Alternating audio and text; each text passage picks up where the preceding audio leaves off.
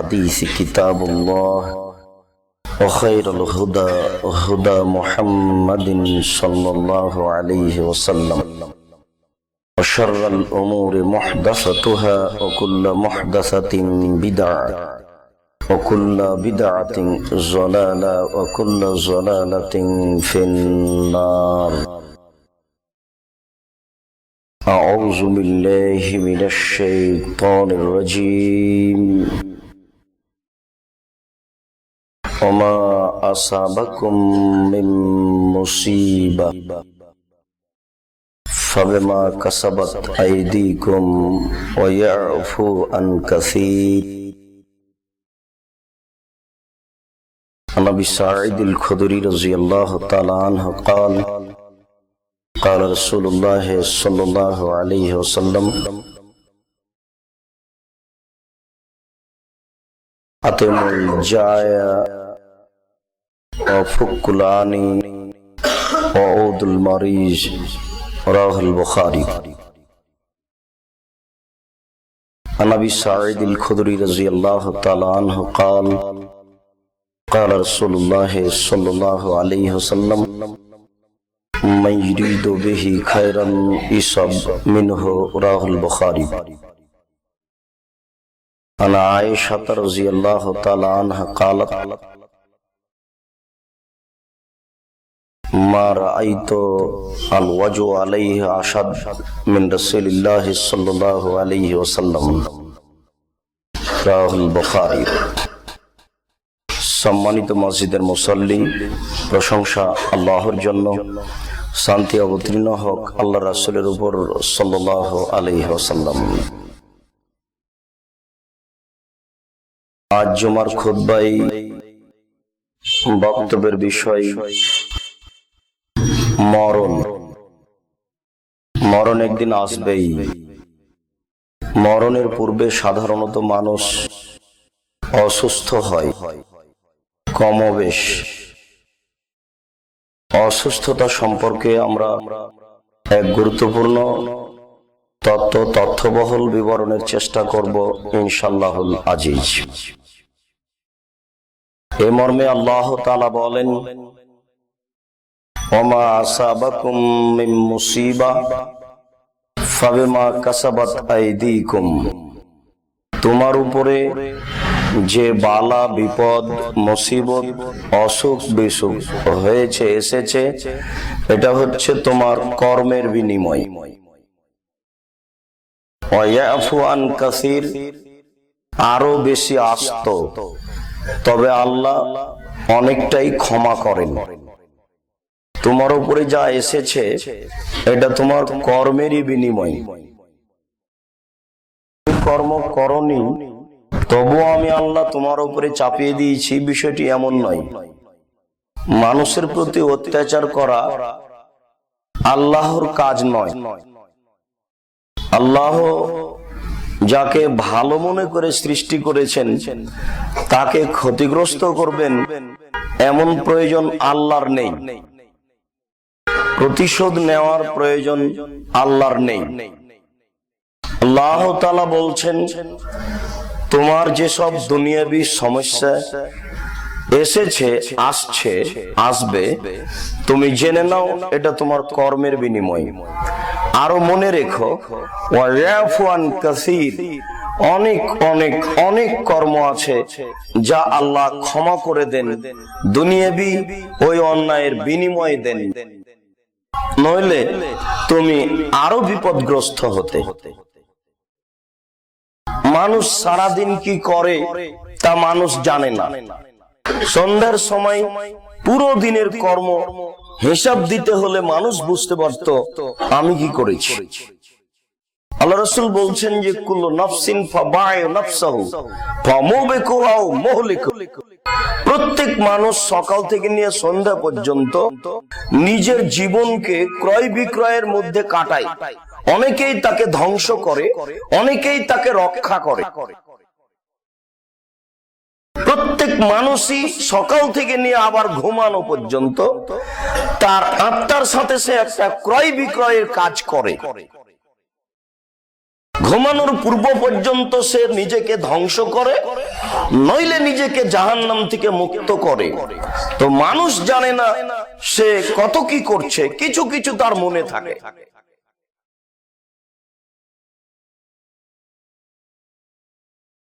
যদি প্রতিদিন হিসাব দিতে হতো কর্ম, তাহলে এটা মানুষ জেনে নিত তার ভালো মন্দ বিষয়টি, খুব ভালোভাবেই জানতো। কিন্তু আল্লাহ রাসূল এমন কাজ করেন না, আল্লাহ তাআলা এমন কাজ করেন না। আল্লাহ তাআলা বলছেন, আর দুনিয়া আমাল ওয়ালা হিসাব। দুনিয়া হচ্ছে কর্মের জায়গা, এখানে কর্মের হিসাব দিতে হয় না। ওয়াল আখিরাতু হিসাবুন ওয়াল আমাল, পরকাল হচ্ছে হিসাবের জায়গা, সেখানে কোনো কর্ম চলে না। তাহলে সারাদিন কি করছি আমি আর আপনি, এটা সকালে সন্ধ্যায় হিসাব দেওয়া লাগে। এ কারণেই রাসূল সাল্লাল্লাহু আলাইহি সাল্লাম বলছেন, দেখো ভেবে চিন্তে দুনিয়ায় থাকো। কুন ফিদ দুনিয়া কান্নাকা গরীব আবির সাবিল। তুমি দুনিয়ায় থাকো, তুমি যেন অপরিচিত। তুমি দুনিয়ায় থাকো, তুমি যেন পথিক। তুমি দুনিয়ায় থাকো নিজেকে একজন কবরের সদস্য মনে করে, তাহলে তোমার জন্য সহজ। একসাথে তিনি তিনটি বাক্য বললেন। প্রথমে বললেন, কুন ফিদ দুনিয়া কান্নাকা গরীব, তুমি অপরিচিত হয়ে থাকো। পরিচিতি বেড়ে গেলে অহংকার আসতে পারে। সরিষার সমান অন্তরে অহংকার থাকলে জান্নাত পাওয়া যায় না। অনেক সমস্যা আছে তাতে, যত পরিধি বাড়বে সমস্যা তত বাড়বে। উসমানের মতো বড় ধনী হয়ে সম্মানী হয়ে লাভ করা থাকা খুব কঠিন আছে। ওমরের মতো দুনিয়াতে সম্মানী হয়ে ঈমান নিয়ে থাকা খুব কঠিন আছে। এ কারণে রাসূল সাল্লাল্লাহু আলাইহি ওয়াসাল্লাম বলছেন, কুন ফিদ দুনিয়া কান্নাকা গরীব। তোমাকে নিজেকে বাঁচানোর সবচেয়ে সহজ সুন্দর পথ হচ্ছে তুমি অপরিচিত অবস্থায় থাকো। দ্বিতীয় পথ হচ্ছে আবির সাবিল, তুমি পথিক। পথিক রাস্তায় চলতে চলতে ক্লান্ত হয়েছে, গাছের চায়ে থেমেছে, ও বেশিক্ষণ থাকবে না, একটু পরই চলে যাবে। তুমি নিজেকে ভাবো, তাহলে তুমি অত অপ্রয়োজনীয় কথা ও কর্মে জড়িয়ে পড়বে না। তুমি নিজেকে একজন কবরের সদস্য মনে করো।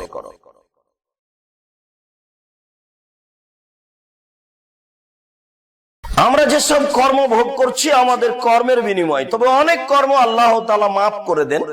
তিনি দয়াবান হিসাবে সব কর্মের প্রতিদান দিতে চান না। ক্ষমা করাই তার মৌলিক কাজ। ক্ষমা চায় কে?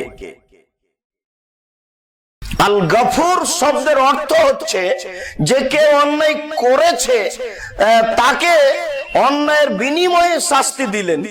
গফুর শব্দের অর্থ যে আপনাকে আমি এক থাপ্পড় মেরেছি, আপনি মারতে পারলেন না, তাই আপনি বলছেন যে আপনাকে ক্ষমা করে দিলাম, এমনটা নয়। গফুর শব্দের অর্থ হচ্ছে কেউ যদি অন্যায় করে তাহলে তাকে কঠোর শাস্তি দিতে পারবেন, তবুও দেন না, এর অর্থ হলো গফুর। যা করেছো করেছো, তুমি ক্ষমা চাও, ক্ষমা করে। অনেক অন্যায়ের শেষ কথা, তুমি ক্ষমা চাও, আমি তোমাকে ক্ষমা করে দেবো। ক্ষমা চাই কে? আবু সাঈদ খুদরি রাদিয়াল্লাহু তাআলা আনহু বলেন, রাসূল সাল্লাল্লাহু আলাইহি ওয়াসাল্লাম বলেছেন, আতিমুল জাইয়া, অসহায় মানুষকে খাদ্য প্রদান করো। অসুস্থ মানুষকে দেখতে যাও। যারা বন্দী হয়েছে ভালো মানুষ, তাদেরকে মুক্ত করার প্রাণপণে চেষ্টা করো। সে যুগে এই যুগে সব যুগে এমন একটা পরিস্থিতি থেকেই যায়, এক শ্রেণীর মানুষ ভালো মানুষকে বিপদগামী করার চেষ্টা করে। তোমার কোনো কলা কৌশল থাকলে তাকে তুমি মুক্ত করার চেষ্টা করিও, এতে তোমার অনেক বড় বিনিময় রয়েছে। রাসূল সাল্লাল্লাহু আলাইহি সাল্লাম তিনটি কাজের আদেশ করলেন। প্রথম আদেশে তিনি বললেন, দুস্থ গরিব মানুষের খাদ্য প্রদান করো। এমন কথা তিনি বহু জায়গায় বলেছেন। অসহায় দুস্থ মানুষের খাদ্য হলে দুইটা কাজ হয়। একটা, ওই মানুষটা আহার পায়, আর এই লোকটার বিনিময়ে জান্নাত হয়। যেহেতু উভয় সুবিধা ভোগ করে, এ কারণে এমন কথা আল্লাহ রাসূল বহু কথার সাথে জড়িয়ে রেখে আল্লাহ তাআলা বলছেন, আর আইতাল্লাযী ইউকাযযিবু বিদ্দীন ফাযালিকাল্লাযী ইয়াদউল ইয়াতীম ওয়া লা ইয়াহুয্যু আলা তুআমিল মিসকিন। অস্বীকারী ওরা, জাহান্নামে যাবে ওরা যারা এতিমকে গলা ধাক্কা দেয় এবং মিসকিনকে খাদ্য দেয় না, আহার দেয় না, এরা জাহান্নামে যাবে। অসহায় মানুষকে খাবার দেয় না, এটা একটা আল্লাহর আদেশ। বহু জায়গায় আল্লাহ এমন কথা বলছেন। আল্লাহ রাসূল এই কথাটিকে বহু কথার সাথে জড়িয়ে রেখেছেন। যেমন দেখুন, আল্লাহ রাসূল বলছেন, ইন্না ফিল জান্নাতে গোরা, জান্নাতে এমন কতগুলি ঘর রয়েছে, তুরা বাতিনুহা মিন খারিজিহা ওয়া খারিজুহা মিন বাতিনিহা, যার বাহির থেকে ভিতর দেখা যায়, ভিতর থেকে বাহির দেখা যায়। খুব উন্নত মানের পদার্থ দ্বারা সেসব জান্নাত তৈরি। তো সাহাবীগণ বললেন, লেমান, এসব ঘর কাদের জন্য? লেমান হাজিহি, এসব ঘরে কে যাবে? আল্লাহ রাসূল এক নম্বরে বললেন যে মান আতামা তামা, যে অসহায় মানুষকে খাদ্য দিল, ওয়া আলানাল কালামা, ভাষা নরম করলো, আদামা সিয়ামা, নিয়মিত নফল সিয়াম পালন করলো, সাল্লা বিল্লাইলি ওয়ান নাস নিয়াম, রাতে সালাত আদায় করলো মানুষ যখন ঘুমিয়ে। ওইসব ঘর এমন মানুষের জন্য, তার এক নম্বর একটা কাজ হচ্ছে অসহায় দুস্থ মানুষকে খাওয়ার দিল। এমন কথা আল্লাহ রাসূল বহু জায়গায় জড়িয়ে দিয়েছেন। আল্লাহ রাসূলকে জিজ্ঞাসা করা হলো, আইয়ুল ইসলামি খায়রুন, মুসলমান হিসাবে মুসলমানের সবচেয়ে গুরুত্বপূর্ণ উত্তম কাজ কি? তখন তিনি বললেন, তুতাইমুত তাম, অসহায় মানুষকে খাদ্য দিবে, ও তাকরাউস সালাম আলা মান আরাফতা ওয়া মান লাম তারিফ, সালাম দিবে যাকে চিনো তাকে, যাকে চিনো না তাকে। তাহলে মুসলমান হওয়ার পরে সবচেয়ে যেটা মানুষের গুরুত্বপূর্ণ কাজ, সেটা হলো এটা, যে অসহায় মানুষকে খাওয়ার দিবে। এমন কথা রাসূল সাল্লাল্লাহু আলাইহি সাল্লাম বহু কথার সাথে জড়িয়ে দিয়েছে। আগের বারে বললেন, এমন জান্নাত পাওয়ার জন্য একটি কাজ হচ্ছে অসহায় মানুষকে খাদ্য প্রদান করা।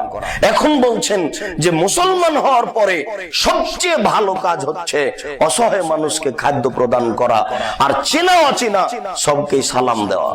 সালাম চিনে চিনে দিবে এমন একদিন, সেদিন হলো কিয়ামতের লক্ষণ। বুঝে নিতে হবে যে যে যাকে সম্মান করতে চাচ্ছে তাকে সালাম দিচ্ছে, অথচ সালাম দেওয়ার জন্য সম্মান করা প্রয়োজন নেই। সালাম হচ্ছে নীতি।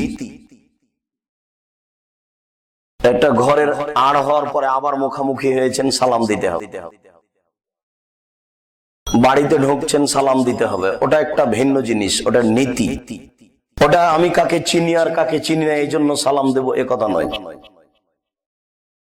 যখনই মানুষ বাড়িতে সালাম দিয়ে প্রবেশ করে, তখন ইবলিস তার সঙ্গী সাথীকে বলে, লা মাবিতা লাকুম, এখানে থাকা যাবে না। খেতে বসে যখন বিসমিল্লাহ বলে, তখন ইবলিস সঙ্গী সাথীকে বলে, লা মাবিতা লাকুম ওয়াল আশা, তোমাদের জন্য এখানে থাকারও জায়গা নেই, তোমাদের এখানে কোনো খাওয়ারও ব্যবস্থা নেই। সরে পড়তে হবে। সালাম আর বিসমিল্লাহ এমন একটা ব্যবস্থাপনা যে ইবলিস সঙ্গী সাথীকে বলে, এখানে হলো না, কোনো সুযোগ নেই, কোনো কিছু লাগবে না, শুধু এই বাক্য। বুখারী মুসলিমের হাদিস। রাসূল সাল্লাল্লাহু আলাইহি ওয়াসাল্লাম পরের বাক্যে বললেন, উদুল মারিজ, অসুস্থ মানুষকে দেখতে যাও। এই দেখতে যাওয়া গতিটা মানুষ ভুলে গেল। এটাকে মানুষ নিয়ে চলে আসলো মসজিদে। মসজিদের ইমাম সাহেবের হাতে বা এখানে কিছু টাকা পয়সা দিয়ে অসুস্থ ব্যক্তির জন্য দোয়া করতে বলা হচ্ছে। ও তখন নাম উল্লেখ করে বা কিছু বা হাত তুলে এক পদ্ধতিতে দীর্ঘ সময় দোয়া করে নিচ্ছে। ব্যক্তিও খুশি, যে টাকা প্রদান করেছে সেও খুশি, হুজুরও খুশি, সবাই মিলে একটা ভালো কাজ করে এটা তারা ভাব। অথচ অসুস্থ হলে দেখতে যেতে হবে, এটা রাসূলের আদেশ। আবু হুরায়রা রাদিয়াল্লাহু তাআলা আনহু বলেন, রাসূল সাল্লাল্লাহু আলাইহি ওয়াসাল্লাম বলেছেন যে সিত্তু খিসালিন আলাল মুমিন লিল মুমিন, মুসলমানের জন্য আরেক মুসলমানের 6টি অধিকার রয়েছে। একজন আরেকজনের উপরে 6টি অধিকার রাখে, বলে রাখতে হবে এই কথার সুযোগ নেই, এটা আল্লাহ চাপিয়ে দিয়েছেন। তার একটা হচ্ছে রাদ্দুস সালাম, সালাম দিলে উত্তর দিতে হবে। তার একটি হচ্ছে ইয়াদাতুল মারিজ, অসুস্থ ব্যক্তিকে দেখতে যেতে হবে, এটা অধিকার। আর একটি হচ্ছে ইজাবাতুদ দাওয়া, দাওয়াত দিলে কবুল করতে হবে। আর একটি হচ্ছে তাসমিয়াতুল আতিস, হাঁচি আসলে উত্তর দিতে হবে। আর একটি হচ্ছে বাড়িতে মালিক না থাকলে তার পরিবারের দেখাশোনা করতে হবে, কল্যাণ চাইতে হবে। আর একটি হচ্ছে ইত্তেবাউল জানাজা, জানাজায় যেতে হবে। যখনই আপনি জানতে পেরেছেন অমুক মুসলমান মারা গেছে, তখন আপনি তার জানাজায় যাবেন। যারা কবরের সাথে জড়িত, কবর পূজা করে, কবরের পাশে থাকে, কবরকে মূল্যায়ন করে, এমন ব্যক্তির জানাজায় যেতে হবে না, তারা মুসলমান নয়। রাসূল সাল্লাল্লাহু আলাইহি ওয়াসাল্লাম অত্র হাদিসে 6টি কথা গুরুত্বপূর্ণ হিসাবে পেশ করলেন। তার একটি হচ্ছে অসুস্থ মানুষকে দেখতে যেতে হবে। অসুস্থ মানুষকে দেখতে যাওয়া এটা একটা জিম্মেদারি। এই জিম্মেদারি পালন করলে লাভ আছে উভয়ের। এই জিম্মেদারি পালন করলে উভয়ের লাভ। আবু হুরায়রা রাদিয়াল্লাহু তাআলা আনহু বলেন, রাসূল সাল্লাল্লাহু আলাইহি ওয়াসাল্লাম বলেছেন, মা মিন মুসলিমিন ইয়াউদু মুসলিমান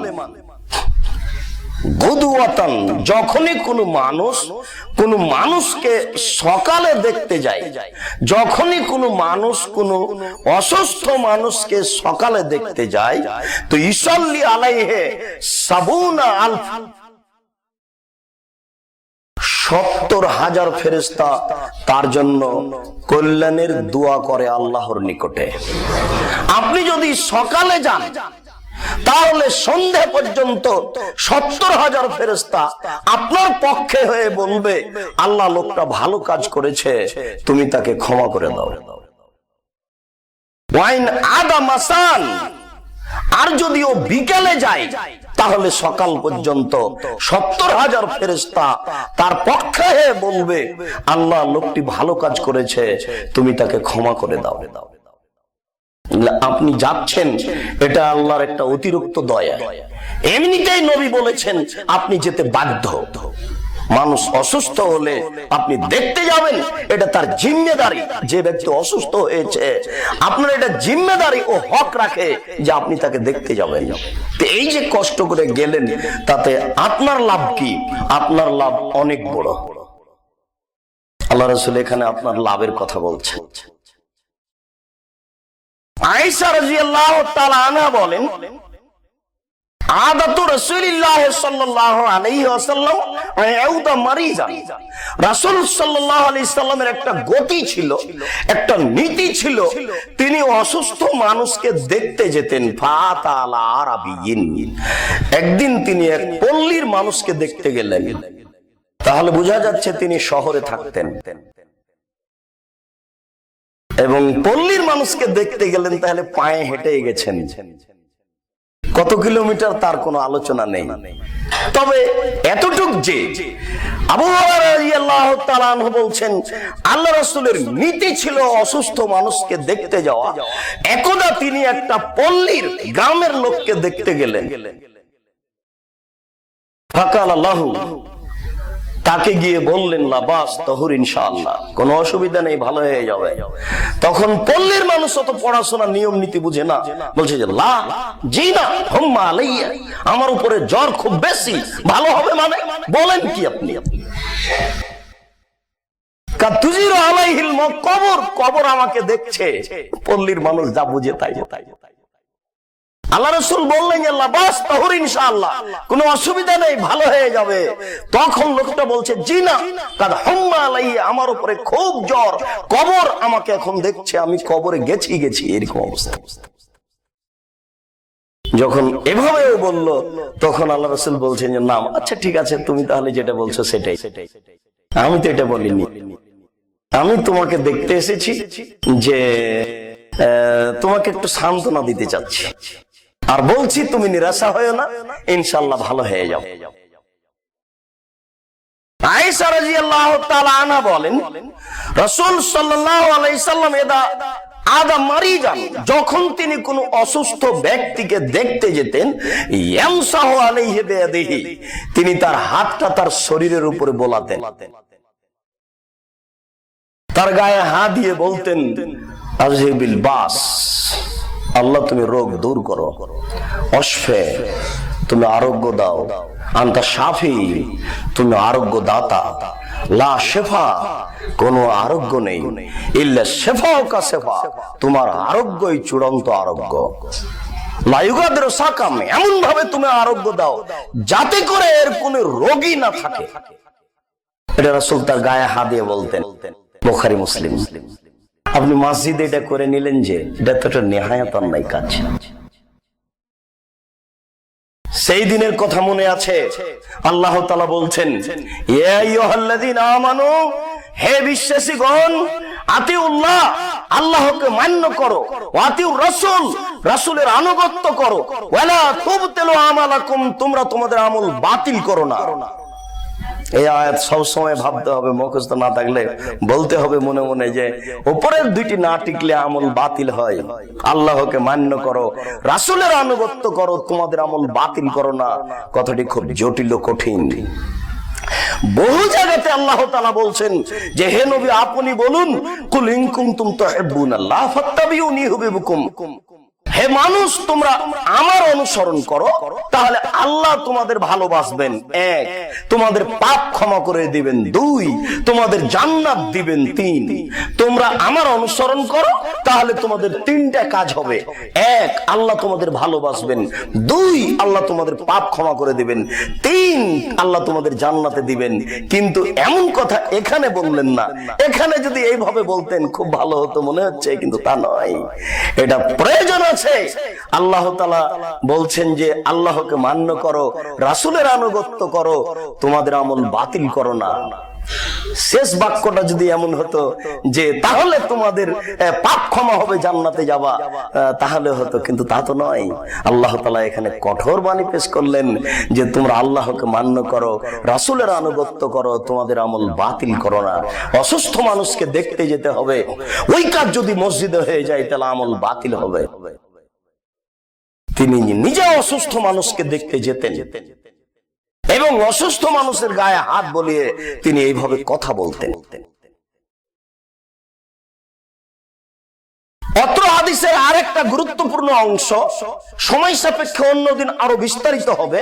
রাসূল সাল্লাল্লাহু আলাইহি সাল্লাম এখানে বললেন ৬টির আরেকটি, যে ইজাবাতুদ দাওয়া, দাওয়াত কবুল করতে হবে। ঢাকা শহরে বসবাস করছেন, প্রতি জুমায় শুধু বিবাহের দাওয়াত, মাঝে মধ্যে আছে দাওয়াতে যাওয়াই লাগে, যেতে বাধ্য। অনেক কথা আছে, তার একটি কথা হচ্ছে রাসূল বলেছেন কেউ যদি দাওয়াত কবুল না করে তাহলে সে মুহাম্মদ সাল্লাল্লাহু আলাইহি সাল্লামের নাফরমানি করলো। তাহলে দাওয়াত কবুল করাই লাগে, যেতেই হবে। আল্লাহ রাসূলকে দাওয়াত দিয়েছিলেন আলী। রাসূল আলীর বাড়িতে গিয়ে দেখলেন ছবি। রাসূল ফিরে আসলেন, দাওয়াত গ্রহণ করেননি। রাসূলের বাড়িতে আসতে চেয়েছিলেন জিবরাইল আলাইহিস সালাম। জিবরাইল আলাইহিস সালাম দরজায় এসে দেখলেন যে খাটের নিচে কুকুর আছে। জিবরাইল আলাইহিস সালাম ঘুরে গেলেন। ওমরকে দাওয়াত দিয়েছিল আপনার ইয়ামান দেশের একজন ধনী খ্রিস্টান মানুষ। ওমর বললেন যে বাড়িতে ছবি মূর্তি আছে ওমর সে বাড়িতে দাওয়াত খায় না, মুসলমান খায় না। আপনি দাওয়াতে যান, দাওয়াতে যদি এরকম নগ্নতা থাকে, ছবি মূর্তি থাকে, বাদ্যযন্ত্রতা থেকে ফিরে আসতে হবে, ফিরে আসতে আপনি বাধ্য। ভালোবাসা টিকিয়ে রাখতে হবে আল্লাহকে সন্তুষ্ট করার জন্য। ভালোবাসা ছিন্ন ভিন্ন হয়ে যাবে আল্লাহকে সন্তুষ্ট করার জন্য। এত অল্প সময় বেঁচে থাকার জন্য এত দুশ্চিন্তে দুর্বলের দিক কেন? সবলের দিকে চলেন, যা হবে হবে তাকদীরে। আত্মীয় স্বজন সবাই ভালোবাসবে বিষয়টি এমন নাও হতে পারে। যে রাসূল সাল্লাল্লাহু আলাইহি সাল্লাম বললেন যে যে ব্যক্তি দাওয়াত কবুল করে না সে রাসূলের নাফরমানি করলো, তিনি নিজে মুখে বলে তিনি ফিরে আসলেন কেন? জামাইয়ের বাড়ি থেকে। সম্পর্ক ছিন্ন হলো, বেটি তালাক দিয়ে দিবে? দিলে দিবে। জামাই বিবাহ করতে চেয়েছিলেন, তখন আল্লাহ রাসূল বলেছিলেন হ্যাঁ করতে পারো, তবে আমার উপস্থিতিতে নয়। তিনি বিবাহ করা নিষেধ করেননি, তবে ফাতেমা থাকাকালীন আর একটা বিবাহ করুক আলী, এটা তিনি চাননি। আর ঘটনা যা ঘটেছে তাই ঘটেছে, পরে ঘটেছে, আগে নয়। আমি যেটা বলছিলাম, আল্লাহ রাসূল নিজে মুখে হাতে কথা বললেন যে দাওয়াত কবুল করতে হবে, না করলে সে নাফরমান হলো, কিন্তু নিজে তিনি ঘুরে আসলেন। রাসূলের বাড়ি থেকে একদিন জিবরাইল ঘুরে গেছেন, মানে ওই রাসূলের ঘরের বিছানার নিচে ছিল, খাটের নিচে ছিল কুকুর, এটা কুকুরের বাচ্চা। হ্যাঁ, আপনার বাড়িতে আপনার স্ত্রী সুন্দর করে পুতুল নিয়ে এসে সাজিয়ে রেখেছে, এটা যেন হয় না। অন্তত এই মোহাম্মদপুর আহলে হাদিস জামি মসজিদের মুসল্লি যিনি, একদিন তাকে এখান থেকে ফিরে আসতে হবে জরুরি ভিত্তিতে। আবু হুরায়রা রাদিয়াল্লাহু তাআলা আনহু বলেন, রাসূল সাল্লাল্লাহু আলাইহি ওয়াসাল্লাম বলেছেন, মাইরিদুল্লাহু বিহি খায়রান ইসুব মিনহু, যার প্রতি আল্লাহ কল্যাণের ইচ্ছা করেন তাকে আল্লাহ অসুখ বিসুখ দিয়ে পরিপূর্ণ করে দেন। অনেক সমস্যা আপনি মনে করছেন যে আল্লাহ মনে হয় আমার উপরে অসন্তুষ্ট হয়েছেন, না হলে এত বালা বিপদ মুসিবত কেন? অসুখ বিসুখ হওয়া, বালা মুসিবত আসা, এটা আপনার খারাপের লক্ষণ নয়, ভালোর লক্ষণ। নিরাশা হবেন না। রাসূল সাল্লাল্লাহু আলাইহি সাল্লাম বলছেন, যার উপরে আল্লাহ কল্যাণের ইচ্ছা করেন তার উপরে বালা বিপদ মুসিবত চাপিয়ে দেন। আবু সাঈদ খুদরি রাদিয়াল্লাহু তাআলা আনহু বলেন, রাসূল সাল্লাল্লাহু আলাইহি সাল্লামকে জিজ্ঞাসা করা হলো, আইয়ুর রাজুল আশাদ্দ বালান, আল্লাহ রাসূল কার উপরে সবচেয়ে বেশি বিপদ আছে বলেন তো? কার উপরে সবচেয়ে বেশি বিপদ আছে? আল্লাহ রাসূল যদি বলতেন যে বদ মানুষের উপরে আছে, তাহলে আপনি ভাবতেন যে কেমন হলো, তাহলে মনে হয় কোনো ক্ষতি আছে নাকি। জিজ্ঞাসা তো তাই, আইয়ুর রাজুল আশাদ্দ বালান, সবচেয়ে বালা বিপদ মুসিবত অসুখ বিসুখ কার উপরে আছে বলেন তো আল্লাহ রাসূল? তখন আল্লাহ রাসূল বললেন, আলাল আম্বিয়া, নবীদের উপরে। এবার নবী সবচেয়ে বড় বিপদের মুখোমুখি। শুধুমাত্র গারে হিরাতে বসে তাসবিহ তাহলিল করছিলেন, হঠাৎ বাদ্যযন্ত্রের মতো কি যেন আসলো, এসে বলছেন যে ইকরা, পড়েন। তো আমাদের নবী বলছেন, মানা বেকারি, আমি পড়তে জানি না। তার মানে তিনি অক্ষরই চিনেন না, ভাবে মনে হচ্ছে যে দেখে দেখে পড়তে বলছিলেন, পড়েন। তখন উনি বলছেন আমি পড়তে জানি না, আবার চেপে ধরে বলছেন ইকরা, পড়েন আপনি। তখন আবার বলছেন মানা বেকারি, আমি পড়তে জানি না। আবার বলছেন যে পড়েন, চেপে ধরে বলছেন পড়েন, মানা বেকারি, আমি পড়তে জানি না। তখন তিনি বললেন আমি আগে আগে পড়ছি, আপনি পড়েন, ইকরা বিসমি রাব্বিকাল্লাযী খালাক। এই নিয়ে তো কাঁপতে কাঁপতে বাসায় এসে বলছেন, খাদিজা জাম্মেলুনি জাম্মেলুনি জাম্মেলুনি খাসিতু আলা নাফসি, তুমি আমাকে কম্বল দিয়ে জড়িয়ে ধরো, আমি ভয় পাচ্ছি। তুমি আমাকে কম্বল দিয়ে জড়িয়ে ধরো, আমি ভয় পাচ্ছি। তখন খাদিজা রাদিয়াল্লাহু তাআলা আনহা বলছেন, জি না, আপনার কোনো সমস্যা নেই। বুদ্ধিমতী নারী, দেশ চালাতে পারে এমন নারী, তবু তার হাতে দেশ দেওয়া হচ্ছে না। জানে, তাকে খুব ভালোভাবে চিনেন তিনি তার চেয়ে অনেক সিনিয়র, সারা পৃথিবীর সমস্যা তার জানা আছে। তিনি বলছেন জি না, আপনার কোনো সমস্যা হবে না। তারপর 4-5টা তার গুণ বর্ণনা করলেন। তার 1 নম্বর গুণ বর্ণনা করলেন যে আপনি মানুষের সাথে ভালো আচরণ করেন, আপনার ক্ষতি হবে কেন। 2 নম্বর গুণ আচরণ বর্ণনা করলেন, আপনি অসুস্থ মানুষকে খাদ্য প্রদান করেন, আপনার সমস্যা হবে কেন। যারা বিপদগামী তাদেরকে আপনি উদ্ধার করেন, আপনার সমস্যা হবে কেন। আপনার কোনো সমস্যা হওয়ার কথা নয়। কয়েকটা কথার পরে বললেন, আচ্ছা ঠিক আছে, এত কিছু বলার পরেই যদি আপনাকে ভালো না লাগে তো চলেন তো ওয়ারাকা ইবনে নওফেলের কাছ থেকে আপনাকে ঘুরিয়ে নিয়ে আসি। এবার ওখানে নিয়ে গিয়ে বলছে, দেখেন তো একটু ঘটনা কি, আপনার ভাতিজা এমন কথা বলে কেন, কি খবর বেটা বলো তো কি। বলে, আমি তো বসেছিলাম গাড়ি হিরে, সে গর্তের মধ্যে হঠাৎ এরকম আসলো, এসে আমাকে চেপে ধরে বলছে যে পড়ো। আমি তো বললাম পড়তে জানি না, এক পর্যায়ে এমন কিছু বললো। তখন ওয়ারাকা ইবনে নওফেল বলছে, ও তো মানুষ, ও তো জিবরাইল, তোমাকে তো এলাকার লোক বের করে দিবে। ও তো জিবরাইল, তোমাকে তো এলাকার লোক বের করে দিবে।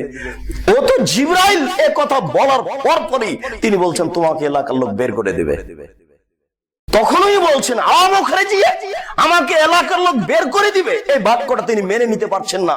এলাকার লোক তাকে কত ভালোবাসে এটা এলাকার লোক বুঝে আর তিনি বুঝেন। তার মানে তার জন্মভূমির লোক জানে পৃথিবীর ইতিহাসে এত বড় ভদ্র মানুষ জন্ম নেয়নি। চট করে ওয়ারাকা বলছেন যে আপনাকে বের করে দিবে এলাকা থেকে, এটা তিনি মেনে নিতে পারছেন না। তখন তিনি বলছেন আমাকে বের করে দিবে। তখন উনি বলছেন যে দেখো, এমন কোন মানুষ নেই যার কাছে জিবরাইল এসেছে এরপরে তাকে বের করে দেওয়া হয়নি, ইতিহাস এমন ঘটেনি। যার কাছে জিবরাইল এসেছে তাকে এলাকার লোক পিটিয়ে বের করেছে। কোনদিন এমন মানুষকে মানুষ জাতি সম্মান করেনি। হক পথে চললেই বিপদ আছে। তাই তো আপনাকে বলছিলাম, ইমাম আবু হানিফা রাহিমাহুল্লাহকে জেলখানায় বন্দী করে সকালে 10 লাঠি নাস্তার সাথে বালু মিশানো থাকবে, শেষ পর্যন্ত তাকে বিষ পান করে মারা হবে। এ তো ওই যুগে ওই সময়ে পৃথিবীতে সবচেয়ে বড় আলেম, সমাজ তার সাথে আচরণ করলো কেন? ইমাম আহমদ ইবনে হাম্বল রাহিমাহুল্লাহ 10 লক্ষ হাদিসের হাফেজ, পৃথিবীর ইতিহাসে এত বড় বিদ্বান এখন পর্যন্ত আসেনি। এরপরেও মানুষ তার পায়ে রশি বেঁধে, কুকুর মারা গেলে টেনে নিয়ে বেড়ায় যেভাবে, তার রশি পায়ে বেঁধে তাকে রাস্তায় টানানো হচ্ছিল, পিটানো হচ্ছিল। কেন? আজকে তো এক শ্রেণীর মানুষ যারা দিনের দাওয়াত দিচ্ছে তারা সম্মান পাচ্ছে, তাহলে বোঝা যাচ্ছে যে তারা চূড়ান্ত হক কথা বলতে পিছপা। মসজিদের ইমাম, এই মসজিদের ইমাম, ওই মসজিদের ইমাম, আজকে জুমার দিন, জুমার খুতবাতে উনি বলছেন যে শিরক করলে পাপ হয়, শিরক করলে আল্লাহ ক্ষমা করেন না কিয়ামতের মাঠে, কিয়ামতের মাঠে শিরক ছাড়া সব পাপ ক্ষমা করবেন। তো ইমাম সাহেব তো অনেক কিছু বললেন, এখন শেষের দিকে 10 মিনিট যাবত বলবেন এই হলো শিরক, এই হলো শিরক, এই হলো শিরক, এই হলো শিরক। তাহলে তো বুঝতে পারবে জনগণ যে কোনটা কোনটা শিরক। তখন জনগণ বলবে হ্যাঁ এমন কথা বলে ইমাম, ধরো তাহলে। তখন বুঝতে পারবে ইমাম যে কথা হক হয়েছে কি না হক হয়েছে। একেবারে এমন ভাবে তাকে বলতে হবে যেইভাবে আল্লাহ রাসূল বলতেন, বলার গতিও থাকতে হবে তেমন। আল্লাহ রাসূল যখন কথা বলতেন তার 2 চোখ লাল হয়ে যেত, তার রাগ বেশি হয়ে যেত, তার কণ্ঠ উঁচু হয়ে যেত, যেন তিনি সৈন্যদলকে ধমক দেখাচ্ছেন, এই করতে হবে সেই করতে হবে। এক খেয়ালে সাহাবীগণ চেয়ে থাকতেন, তার বলার গতি ছিল এমন। বলার গতি হতে হবে এদেশের মাটিতে যত শিরক আছে 24 ঘন্টায় বন্ধ করতে হবে। তাহলে বুঝতে হবে, জনগণ বুঝবে যেটা খুতবা হয়েছে, এবং জনগণের মধ্যে বিভেদ দেখা যাবে। জনগণ একটা কিছু করতে চাইবে, কই কিছু ঘটে না কেন? তাহলে হুজুর হক কথা বলেন না। হুজুর কি ইমাম আহমদের হাম্বলের চেয়ে দামি? হুজুর কি ইমাম আবু হানিফা রাহিমাহুল্লাহর চেয়ে দামি? হয় না কেন ঘটনা? আবু হুরায়রা রাদিয়াল্লাহু তাআলা আনহু বলেন, রাসূল সাল্লাল্লাহু আলাইহি ওয়াসাল্লাম বললেন, সবচেয়ে বিপদের মুখোমুখি হবেন নবীগণ। আলামসাল ফালামসাল, এরপরে যে যত ঈমানের অধিকারী হবে সে তত বিপদের মুখোমুখি হবে। ওয়া ইউবতালার রাজুলু আলা কাদরি আলা হাসবে ঈমানিহি, প্রত্যেকটা মানুষকে তার ঈমান অনুযায়ী বিপদের মুখোমুখি করা হবে। ওয়াইন ইস্তারদা সুলবান আলা ঈমানিহি, সে যদি ঈমানের উপরে পাথর হয়ে যায়, একেবারে অটল হয়ে যায়, তাহলে তার বিপদ হবে তার ঈমান অনুযায়ী। ওয়াইন রিক্কা আলাইহি, সে যদি ঈমানের উপরে দুর্বল হয়ে যায়, ফাহুব্বিনা আলাইহিল বালা, তাহলে বিপদ তার উপরে নরম হয়ে যাবে। বুখারী মুসলিমের হাদিস। ঈমান যত বেশি হবে বালা মুসিবত বিপদ তত বেশি হবে, ঈমান যত কম হবে সমস্যা তত কম হবে। আল্লাহ রাসূল এই বাক্যের শেষে বললেন, সুমাই এমসি আলালার যে মালাহু দাম্বুন, বিপদ এসে এসে এসে তার সব পাপ শেষ হয়ে গেছে, এখনো মাটির উপরে হাঁটে, তার কোনো পাপ নেই, তবুও সে অটল, এত সমস্যার পরেও সে অটল। তো এই সমস্যা এসে এসে তার সব পাপ ক্ষমা হয়ে গেছে, এখন এই সমস্যা যুক্ত লোকটা মাটির উপরে হাঁটে, তার কোনো পাপ নেই।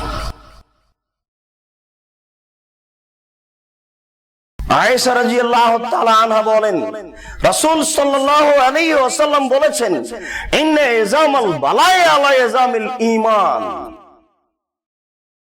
ঈমান যত বাড়বে বিপদ তত বাড়বে, ঈমান যত বাড়বে বিপদ তত বাড়বে।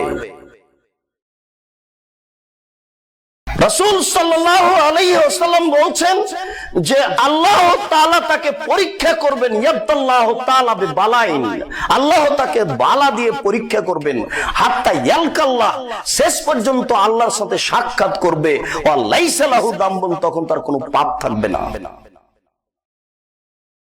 তাহলে বোঝা যাচ্ছে যে বালা মুসিবত বিপদ আসা তার খারাপের লক্ষণ নয়, অবশ্যই তার ভালোর লক্ষণ। যত মানুষ ঈমান বৃদ্ধি করতে চাইবে দুনিয়াবি তত সমস্যা কমে যাবে।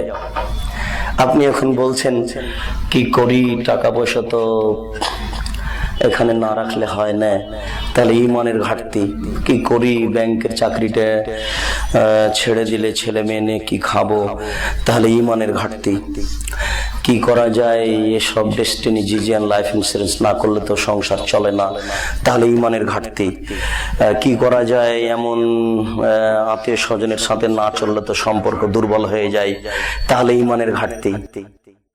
কি করা যায়, একটু হাটে বাজারে না বসলে তো থাকা যায় না, এই বিড়ি তামাক জর্দা সিগারেট গুলো এগুলো কিছু না পান করলে তো থাকা যায় না, তাহলে অনেক কিছু আপনাকে মুখোমুখি করছে বিপদের, কিন্তু আপনি বিপদের মুখোমুখি হতে চাচ্ছেন না, তাহলে বুঝতে হবে যে ঈমান কম আছে। রাসূল সাল্লাল্লাহু আলাইহি ওয়াসাল্লাম বললেন, আল ঈমানু বিজওয়া সাবুনা শুবা, ঈমানের 70টিরও বেশি ভাগ আছে, ঈমানের 70টিরও বেশি ভাগ আছে। ফাফজালু হাক্কালু লা ইলাহা ইল্লাল্লাহ, সবচেয়ে বড় ভাগ হচ্ছে লা ইলাহা ইল্লাল্লাহ বলা। যখনই কোনো মানুষ লা ইলাহা ইল্লাল্লাহ বলবে তখন তার ভিতরে ঈমানের একটা বড় অংশ ঢুকে গেল। আর সবচেয়ে ছোট ভাগ হলো যে রাস্তা থেকে কষ্টদায়ক জিনিস সরিয়ে দেওয়া, একটা ইট পড়ে আছে সরিয়ে দেওয়া, একটা কাঁটা পড়ে আছে সরিয়ে দেওয়া, হরতাল চলছে বন্ধ করা, এগুলো হচ্ছে ঈমানের একটা ছোট ভাগ। এ দিয়ে জান্নাত পাওয়া যায়, রাস্তা থেকে কষ্টদায়ক জিনিস সরিয়ে দিয়ে জান্নাত পাওয়া যায়। এই দুইটা বাক্যের মধ্যে আরেকটা রাসূল বাক্য ঢুকিয়ে দিয়েছেন, ওয়ালা হায়ু শুবাতুম মিনাল ঈমান, লজ্জাই হচ্ছে ঈমান, মানে লজ্জা দিয়ে ঈমান মাপা যায়।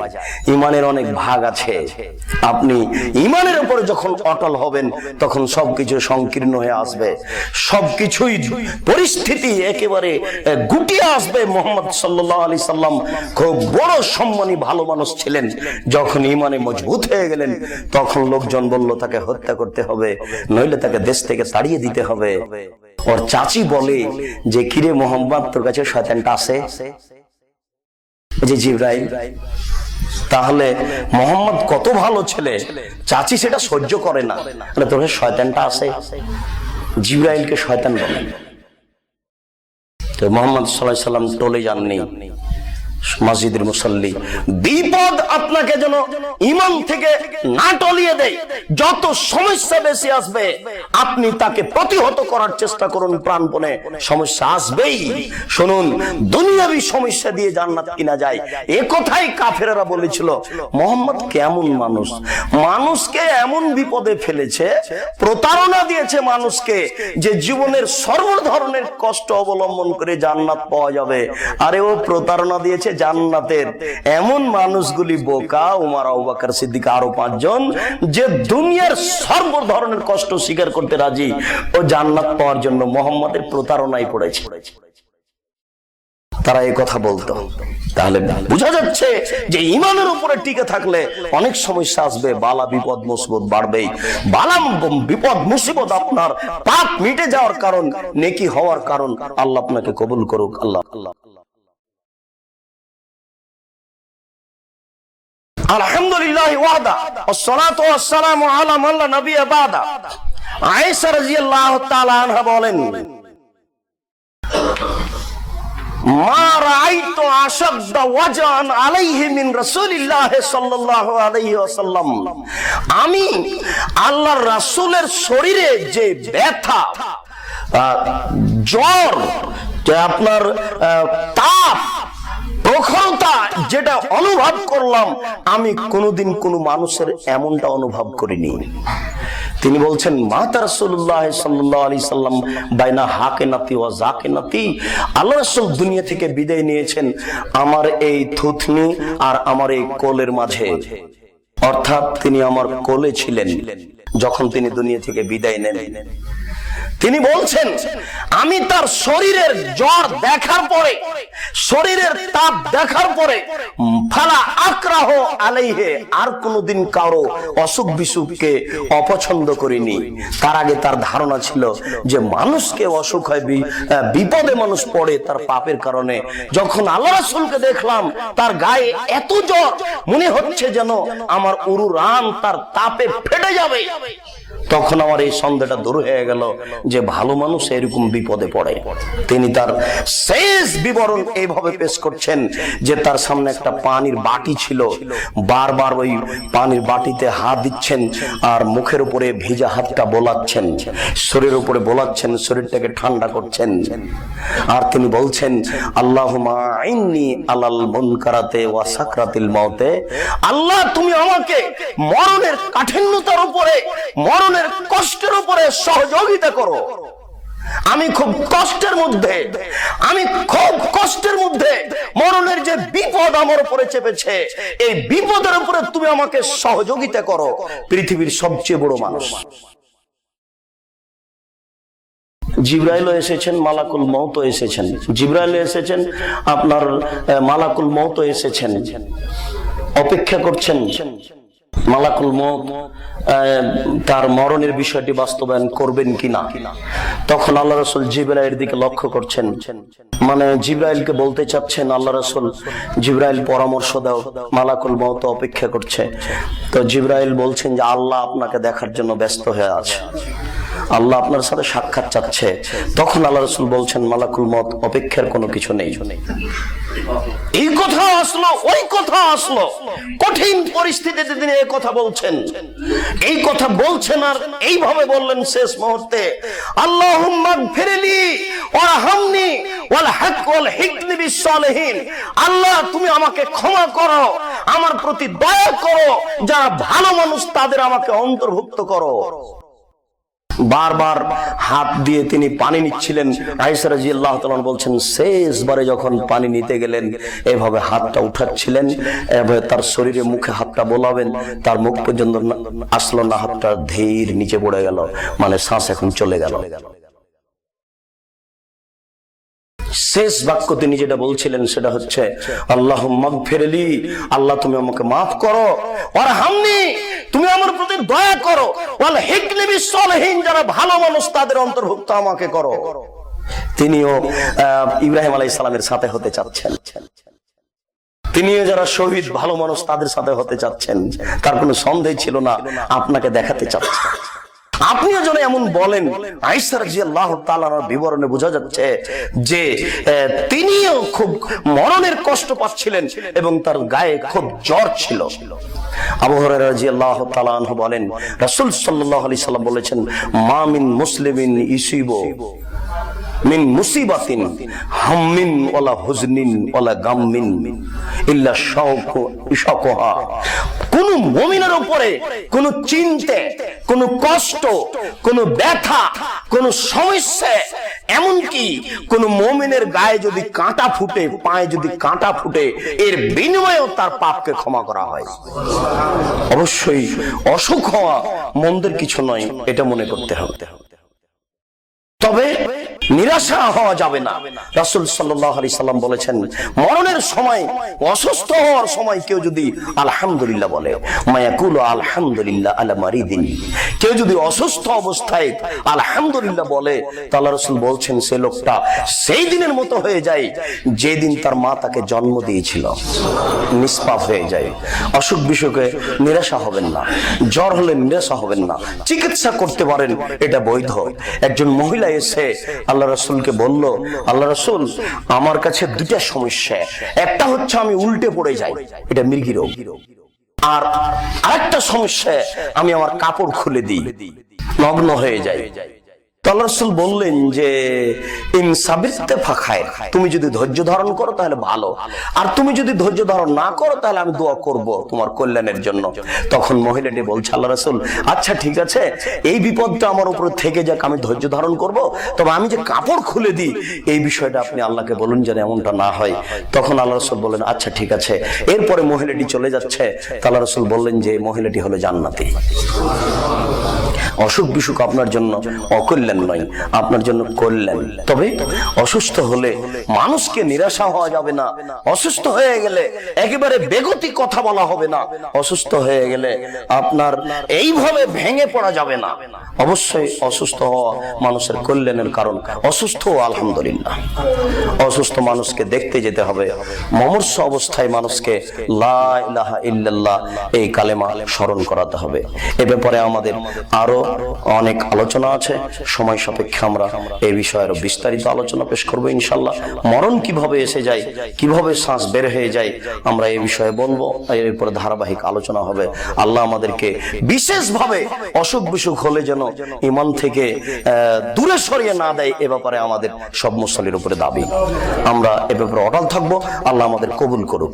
সাথে সাথে আমার অসুখ বিসুখ হওয়াটা, বিপদে পড়াটা যেন আমার জন্য কল্যাণকর হয়, অকল্যাণ যেন না হয়, আমরা এটাকে বলি আল্লাহুম্মা আমিন। এরপরে আমরা অসুস্থ হয়ে গেলে আমরা সব সময় আলহামদুলিল্লাহ বলবো, নিরাশা হব না। অসুস্থ হয়ে গেলে একজন আরেকজনকে দেখতে যাব, আর এই পদ্ধতি ত্যাগ করব যেটা মসজিদে চালু হয়েছে।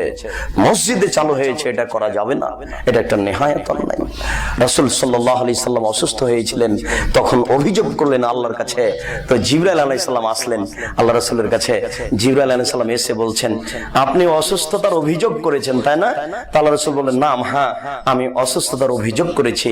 তখন জিবরাইল আলাইহিস সালাম বলছেন, বিসমিল্লাহ আরকিকা, আমি আল্লাহর নামে আপনাকে ফুঁক দিচ্ছি।